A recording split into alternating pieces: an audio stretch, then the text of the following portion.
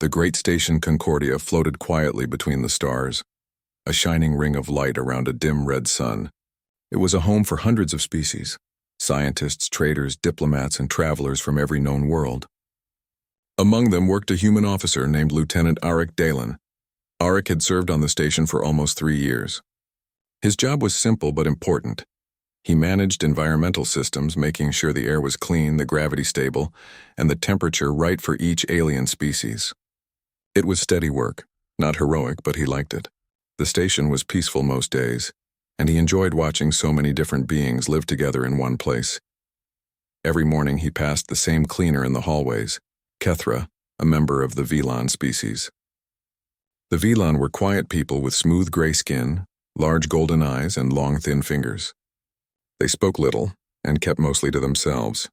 Most worked as maintenance staff or cleaners, always polite, never causing trouble. Kethra was one of them. She cleaned Deck 47, where Arik's department was located. She always greeted him with a small nod when he passed by. Sometimes she hummed softly while polishing the walls or collecting tools that engineers left behind. There was something kind about her voice, soft but full of patience. Arik had noticed she worked longer hours than anyone else. When others went to the recreation levels or the cafeteria, she stayed quietly sweeping or repairing damaged panels. Once, Arik offered her a cup of water from the dispenser. She hesitated before taking it, as if unsure whether she was allowed to. "Thank you, Lieutenant," she said softly. "You are kind." It surprised him. Most officers barely noticed the cleaners. To them, the Velan were invisible. That night, Arik stayed late in the lab. A small power fluctuation had been reported near the air filtration systems, and he wanted to fix it before the morning shift. The corridors were almost empty, just the hum of machinery and the soft sound of Kethra's cleaning cart. When he finished the diagnostics, he heard a faint noise behind him. Turning, he saw Kethra struggling to lift a heavy plasma canister. It was nearly as tall as she was, and clearly too heavy for her slender frame. "Hey, let me help you with that," Arik said, walking over. "No, please, Lieutenant." "It's fine," she began, but the canister slipped slightly. Arik caught it just in time. As she straightened, the back of her thin uniform shifted, and for a moment, the fabric pulled down across her shoulders. Arik froze. Across her upper back were faint glowing lines like scars, but not normal ones. They shimmered faintly with light, curving in perfect shapes, almost like symbols. They didn't look natural at all. Kethra quickly pulled her uniform up and turned away. "I'm sorry," she whispered, voice shaking. "Please forget you saw that." "What are those?" Arik asked softly. "Are you hurt?" She didn't answer. Her hands trembled. "Kethra," he said, lowering his voice. "If someone's hurting you, I can report it. I can help." Her golden eyes met his, filled with something between fear and exhaustion. "No," she said. "You don't understand. You must not tell anyone." "Please, Lieutenant." Before Arik could say another word, she grabbed her cleaning cart and hurried down the corridor. Within seconds, she was gone. Arik stood alone, staring at the empty hallway. The lights flickered slightly, as if even the station itself was uneasy. That night, he couldn't sleep. He lay in his small cabin, thinking about those strange marks. He had seen wounds before, burns, cuts, surgical scars, but never anything like that. They seemed alive, faintly pulsing like they were connected to some hidden power inside her. Why would anyone do that to a cleaner, and why was she so afraid? He decided to check the station's personnel database. Maybe he could learn more about her species. The Velan had a long record of service under the Karn Dominion, one of the most powerful governments in the galaxy. According to official records, the Velan were biosensitive. Their nervous systems reacted strongly to certain types of energy, making them excellent at maintenance and cleaning tasks involving plasma and nanotech. But something didn't fit. The files also mentioned that the Velan had a strict genetic limit placed by their protectors, the Karn. A limit on energy manipulation. Arik frowned. What did that mean? He tried to access restricted research logs from the Dominion archives, but they were classified. Even for an officer, access was blocked. The system simply flashed, unauthorized. He sat back in his chair, staring at the screen. He wasn't supposed to ask questions like this. The Karn were allies, and Concordia was neutral ground. But the image of those glowing wounds stayed in his mind. They weren't just scars. They looked like restraints. The next day, Kethra didn't appear on her usual shift. Auric noticed her absence immediately. The corridors of Deck 47 felt strangely quiet without her soft humming. He asked another cleaner where she was, but the answer was vague. Kethra not well. Supervisor said she resting. That didn't sit right with him. He decided to check the maintenance logs. One entry caught his eye. Someone had accessed the hydroponic levels late at night using Kethra's clearance code. But she wasn't assigned there. Why would a cleaner visit the hydroponic decks in the middle of the night? When his shift ended, Auric took a service elevator to the lower levels.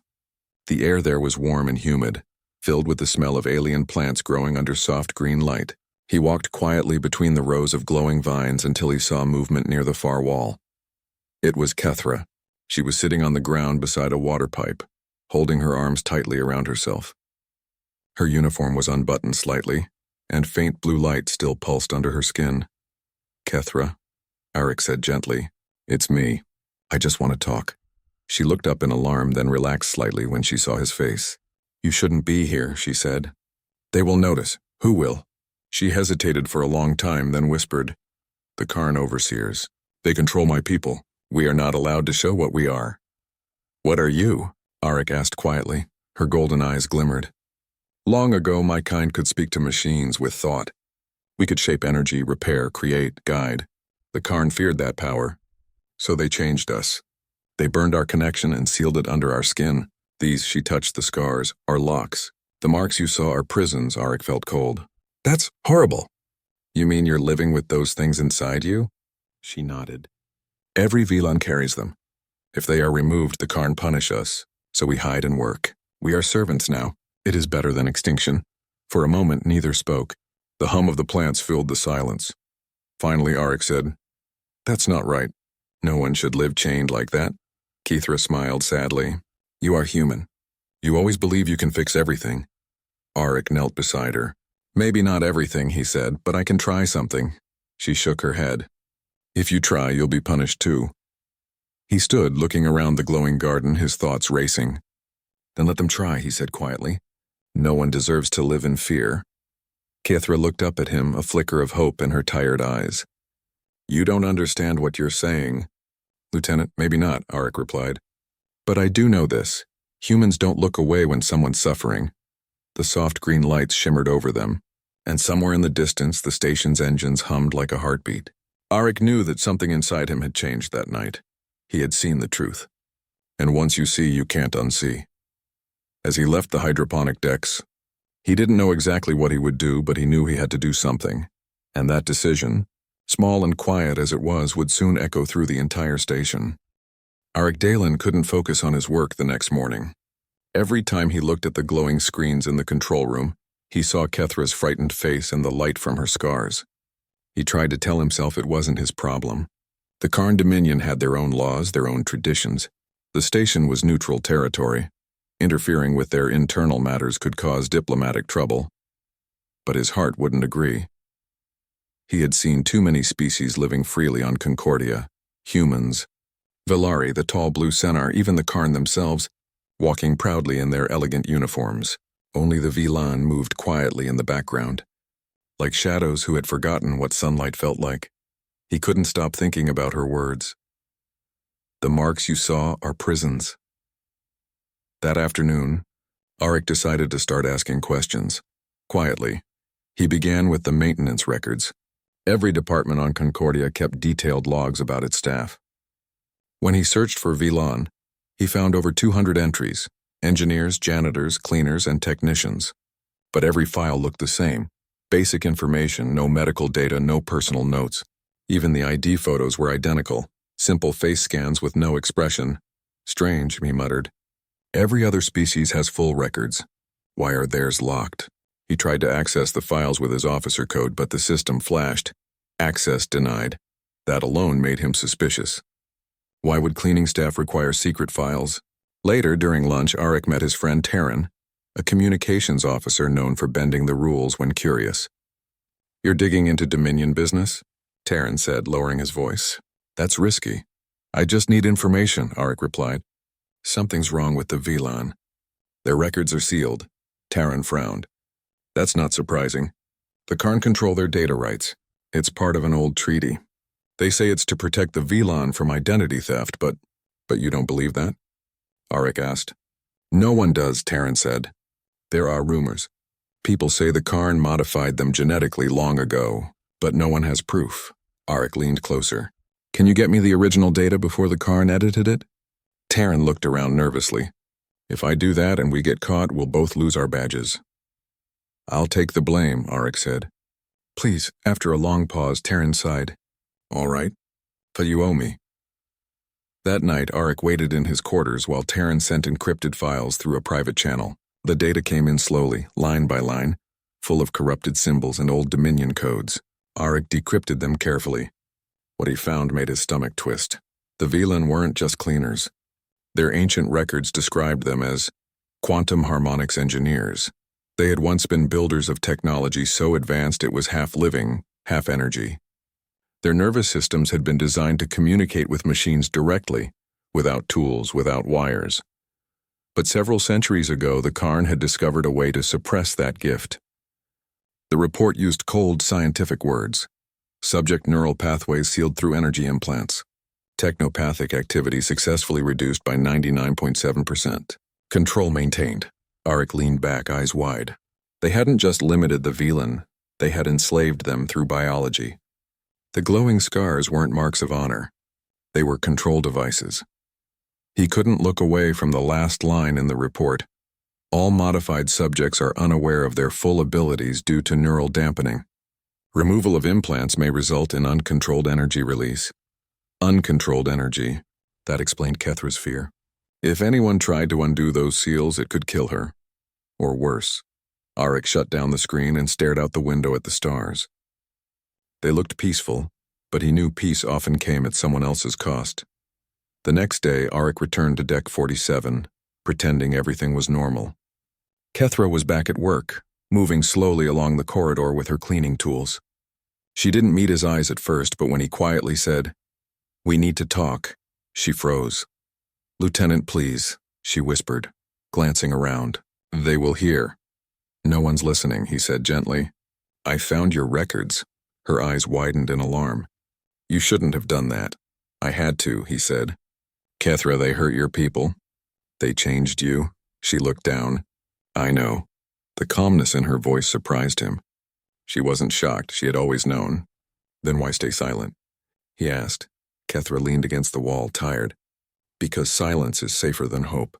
We tried to resist once, long ago. The Karn erased our cities. We survived by obeying.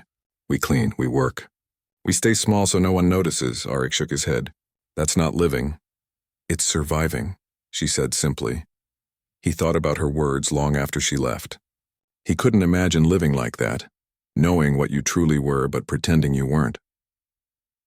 Later that evening, while running maintenance checks, he noticed something odd in the energy grid. A small power anomaly appeared near the Velan living quarters. It was faint but rhythmic, like a heartbeat. When he traced the signal, it matched the frequency of the implants described in the Karn data. That meant the implants weren't just suppressing the Velan. They were being monitored. Someone, somewhere, was watching them. Auric knew he couldn't expose this directly. The Karn would deny everything, and the Concordia Council wouldn't challenge them without proof. He needed something undeniable. That night he made a decision. He would create a neural resonance amplifier, a small device that could safely disable the implant's control signal without removing it. He had studied enough energy systems to understand the theory. If he could block the suppression waves for just a few minutes, maybe Kethra's natural connection would return. He worked in secret, using spare parts from environmental systems and a few illegal energy coils borrowed from engineering storage. He stayed awake for 2 nights running simulations on his console. Finally, the small handheld device was ready, a glowing disc no larger than his palm. It was risky, maybe even foolish, but the thought of doing nothing felt worse. When he looked at the finished device, he whispered to himself, "You wanted me to look away, Kethra, but I can't." The following evening, Auric found her again in the hydroponic gardens. She was cleaning a water tank, her movements slow and tired. "Kethra," he said softly, "I built something. I think it can help you." Her hands froze. "Help me how?" He held out the device, its soft blue light reflecting on her face. "It can block the control field. Just for a few moments. You'd be free even if only for a short time." Kithra stepped back, fear and wonder mixing in her eyes. "You don't understand what you're offering. If anyone finds out, if the Karn sense the change, they will come." "I'll take the risk," Arik said. "Why?" she whispered. "Why would a human care?" He smiled slightly. "Because someone once told me that humans always believe they can fix things." For the first time she laughed softly, a sound like wind through crystal. But her laughter faded quickly. "If you do this, you'll lose everything," she warned. Arik looked at the small device in his hand. "Maybe. But if I walk away, I'll lose something even more important." Kithra stared at him for a long moment. Then slowly she nodded. "Tomorrow night," she said, when the lights dim for system maintenance. "Come to Deck 47, we will try." Arik felt his heart pounding. It was happening. As she walked away, he watched her disappear into the dim corridor, her gray skin glowing faintly under the station lights. He knew this would change both their lives forever, whatever happened next. That night, he placed the device on his desk and watched it pulse gently, like a heartbeat. Outside his window, the stars shimmered quietly, unaware of the storm that was about to begin. For the first time, Arik truly understood what courage meant. It wasn't fighting battles or commanding ships. It was choosing to do the right thing, quietly without promise of reward, and tomorrow night on Deck 47 he would prove it. The corridors of Deck 47 were quiet as Arik Dalen made his way toward the hydroponic gardens. The station's soft hum and the occasional flicker of fluorescent lights were the only sounds. Every step he took felt heavy with anticipation. The small device he had built, the neural resonance amplifier, rested in his pocket. It pulsed faintly, a blue glow visible through the metal casing. Arik had run the calculations again and again in his mind. The device could give Kethra a few precious minutes of freedom, but it was risky. What if it failed? What if the Karn discovered them? He pushed the thought aside. Doing nothing was no longer an option. Kethra waited near the edge of the hydroponic garden, her usual calm replaced by nervous energy. When she saw Arik, she froze for a moment, then slowly walked toward him. "You brought it," she said, her golden eyes wide and alert. Arik nodded. "It's ready, but we need to be careful. The signal lasts only a few minutes. You have to stay calm." She took a deep breath. "I've never felt my power before. Not like this." "Will it hurt?" "No," Arik said softly. "I promise. It will only let your own energy flow again." Kethra hesitated. Her hands shook slightly as she reached toward him. The scars along her back pulsed faintly, faint blue lines glowing under her skin. Arik's heart ached seeing them, knowing she had carried this burden for so long. "Ready?" he asked. She nodded. Arik activated the device. A soft hum filled the air, growing steadily until it became a gentle wave of blue light. The floor beneath them shimmered as if the station itself was responding. Kethra gasped. The scars on her back began to glow brighter, but now they moved. Lines of light traced the shape of her shoulders and spine, twisting and forming patterns that seemed alive. Arik stepped back, holding the device carefully. "It's working," he whispered. Her eyes widened and she raised her hands. At first nothing happened. Then small tendrils of light drifted from her fingers and stretched toward the hydroponic plants around her. The vines responded immediately, bending slightly as if they were listening. Flowers opened, glowing softly in rhythm with her energy. Arik couldn't believe what he was seeing. "Kethra, you're controlling it," he said, voice barely above a whisper. She turned to him, a mix of wonder and fear on her face. I didn't know I could do this." "I never knew." Her voice trailed off as more energy pulsed from her, small sparks dancing through the air, reflecting in the water and across the leaves. For the first time, Arik saw her not as a cleaner, not as someone bound by invisible chains, but as a powerful being, an engineer of energy itself. Minutes passed, though it felt like hours. Kethra experimented carefully, moving lights, shaping energy, even lifting a small bundle of floating water droplets. Arik watched, amazed, feeling a mixture of pride and awe. "This is incredible," he said softly. "All this time, the world never knew." Kethra laughed quietly, the sound light and joyful. "I thought I would never feel alive again." Suddenly, the hum of the station shifted. Auric glanced at the monitoring panel. The Karn had detected a spike in the energy fields. A small alert flashed, signaling a possible unauthorized energy surge. "We don't have much time," Auric said urgently. "You need to finish." Kethra nodded and focused. The blue glow along her back intensified, spreading down her arms and through her body. The scars began to fade, leaving faint lines that shimmered but no longer restrained her. The energy released in small pulses, gentle but strong, radiating outward. The hydroponic garden responded as if alive. The plants swayed, lights pulsed, and the air shimmered with warmth. Auric had never seen anything like it. Then Kethra did something unexpected.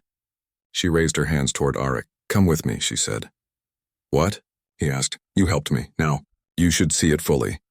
She moved her hands in a slow, circular motion, and the energy wave expanded outward. It flowed through the entire hydroponic deck, then into the corridor, the ventilation shafts, and finally into the station's main energy grid. Screens flickered briefly across the station, displaying soft blue patterns and sequences no one had ever seen before. Auric felt the wave brush against him, warm and alive, filling him with a sense of connection he had never known. The station felt alive. Kethra laughed again, louder this time, her voice echoing through the chambers. "We are more than they told us," she said. Auric smiled, feeling tears in his eyes. "You're right. You always were." The alarm on the station finally rang, low and urgent. Security bots began moving, scanning for the source of the anomaly. Kethra froze. "They will come," she whispered. "We have to hide." "No," Auric said firmly. "We don't hide anymore." He stepped forward and held the device high. "This isn't dangerous to anyone." "Look at what she can do. This is her gift, not a threat." Security bots approached, scanning the energy patterns. The wave from Kethra's energy interacted with the devices, forming patterns that confused the sensors. Instead of triggering alarms, the bots paused, their lights flickering. For a moment, it was as if the station itself was protecting them. Kethra's eyes widened. "It's responding to me." "Yes," Auric said. "It's responding to you, not them. You are free, and the station recognizes your strength." Word of the energy release spread quickly. Crew members watched from observation decks as the hydroponic gardens glowed brighter than they had ever seen. News of Kethra's awakening traveled through whispers. People came to the lower decks to see the transformation. A cleaner, once overlooked, now moving with power, grace, and freedom. The Karn delegation arrived later, expecting to scold the human officer. But when they saw Kethra's energy flowing naturally through the station systems, they paused. Their monitors reflected her abilities, not as a weapon, not as a danger, but as a gift. A senior Karn officer finally spoke. "We underestimated the VLAN, and the humans who care for them." Auric stood quietly beside Kethra, letting her shine. "You can't hide who you are," he said. Kethra smiled. "No, and now? Maybe others can remember who they are too." By the next day, the hydroponic garden was alive in a new way. VLAN workers moved freely, their faint energy beginning to show. Small lights danced along their skin, visible but gentle, no longer hidden. They smiled at humans, Valari and Senner alike. A subtle respect had grown across the station, a recognition that the cleaners were more than shadows. Auric and Kethra walked together through the corridors, no longer hiding, no longer silent. They laughed quietly, sharing stories and ideas. The station felt different, warmer somehow, as if every being on board sensed the change. "You did this," Kethra said softly. "You believed in me when no one else did." Auric shook his head. "No, we did this together. You were always powerful. I just helped you see it." She nodded, looking at her glowing hands. "The world won't be the same after tonight." "No," Auric said. "And it doesn't have to be. We can help it be better." And so the night ended with quiet celebration. The station was peaceful, yet alive with energy. Somewhere deep in the starry expanse, a small ripple of hope spread from Concordia. Humans had seen injustice and acted not with weapons, not with war, but with courage, patience, and belief in what was right. For the first time in centuries, the VLAN were free, starting with one cleaner, one human who refused to look away, and one night that changed everything. And as Auric gazed out at the stars, he realized that the galaxy itself had witnessed something extraordinary. A simple act of kindness, a spark of courage, and the truth had finally been seen. No one would forget it.